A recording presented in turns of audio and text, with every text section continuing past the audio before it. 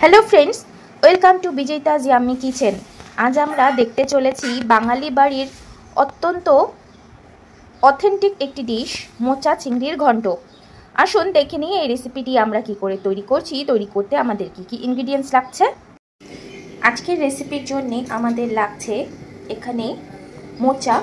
এটা ভালো করে বেছে ধুয়ে নুন আর হলুদ দিয়ে জল দিয়ে ভাপিয়ে রাখা, ছোট করে কেটে রাখা আলু, এটাও তেলে আমরা ভেজে নিয়েছি।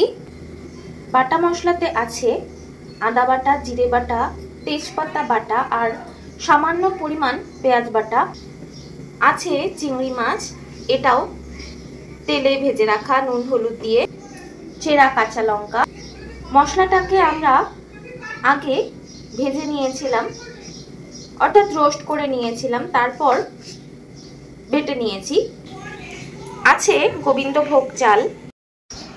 বাঙালি বাড়ির খুবই জনপ্রিয় একটি রান্না মোচা চিংড়ির ঘন্ট। এটা ঝরঝরে গরম ভাতের সাথে খেতে দুর্দান্ত লাগে। তবে মোচা কাটা ধোয়া বাছা একটু ঝামেলার, খেতে ভীষণই সুস্বাদু। এটা সব মানুষই খেতে খুবই পছন্দ করে, ছোট বাচ্চা থেকে বয়স্ক মানুষ পর্যন্ত। রান্না শুরু করব, তাই গ্যাসে কড়াই বসিয়ে আমরা অনেকটা পরিমাণ তেল দিয়েছি। মোচাতে অনেকটা তেলই দিতে হয়। আর ফোড়নে দিলাম গোটা জিরে, তেজপাতা, গোবিন্দভোগ চালটা দিয়ে দিলাম। এবার দিয়ে দিলাম যে পেঁয়াজ বেটে রেখেছিলাম সেটা। খুব ভালো করে বাটার দরকার নেই, ওই থেতো মতো করলেই হবে। দিয়ে দিলাম এবার মোচাগুলো। মোচা ভালো করে ভাপিয়ে জল ঝরিয়ে রেখে দিয়েছিলাম। স্বাদ অনুযায়ী নুন, পরিমাণ মতো হলুদ গুঁড়ো। এবার বেটে রাখা মশলাটা দিয়ে দিচ্ছি।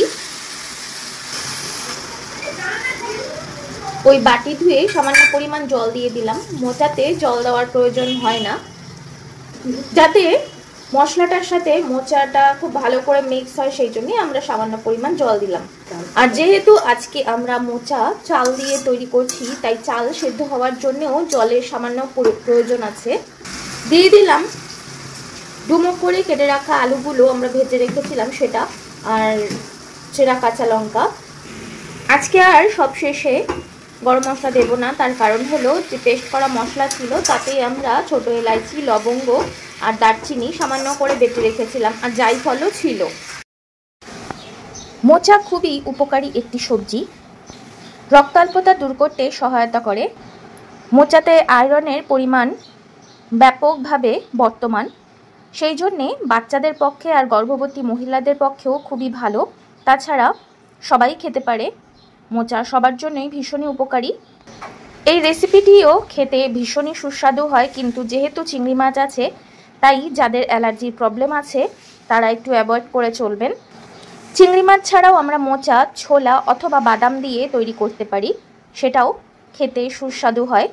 নিরামিষের দিনে পনির দিয়েও তৈরি করতে পারি। যে কোনো রান্নাতে জায়ফল পড়লে তার টেস্ট দ্বিগুণ বেড়ে যায়। দিয়ে দিচ্ছি মিষ্টির জন্যে গুড়, কারণ ডায়াবেটিকের পেশেন্টের জন্যও খুব ভালো। আর আমাদের বাড়িতে চিনি খুব একটা বেশি কেউ খায় না, চিনির তুলনাতে গুড় কম ক্ষতিকারক, সেই জন্যে গুড় দিলাম। দিয়ে দিলাম ভেজে রাখা চিংড়ি মাছগুলো।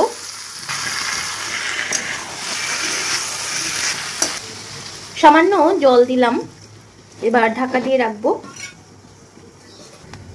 ঢাকা দিয়ে রাখলাম, কিছুক্ষণ পর ফিরে আসছি। এবার ঢাকাটা খুলে নিচ্ছি। দেখুন, এটা থেকে সামান্য পরিমাণ জল উঠেছে। এটা শুকিয়ে গেলেই আমরা ঘি দিয়ে এটা পরিবেশন করে দেব। দিয়ে দিলাম বেশ অনেকটা পরিমাণ শাহি গরম মশলা, আগেও দিয়েছিলাম বাটা মশলার মধ্যে, তাও গুঁড়ো দিয়ে দিলাম, এতে টেস্টটাও ভালো হবে। বেশ অনেকটা পরিমাণ ঘি। এটা একদমই তৈরি। এবার গার্নিশ করে আপনাদের সামনে নিয়ে আসছি। ফ্রেন্ডস, এই তো ছিল আজকের আমাদের আর সবার অর্থাৎ বাঙালিদের জনপ্রিয় একটি রেসিপি মোচা চিংড়ির ঘন্ট। আশা করছি আপনাদের রেসিপিটি পছন্দ হয়েছে। বাড়িতে অন্তত একবার ট্রাই করুন, নিজেও খান, সবাইকে খাওয়ান আর কমেন্টসে আমাকে জানান আপনাদের কেমন লেগেছে। যদি ভালো লেগে থাকে তাহলে প্লিজ লাইক, কমেন্ট, শেয়ার আর সাবস্ক্রাইব করতে ভুলবেন না। পাশে থাকা বেল আইকনটিকে প্রেস করে দেবেন যাতে নতুন কোনো ভিডিও এলে আপনার নোটিফিকেশন আগেই পেতে পারেন। আজকের মতো এতটুকুই, দেখা হবে এই চ্যানেলে অন্য কোনো রেসিপি নিয়ে। আজকের মতো গুড বাই।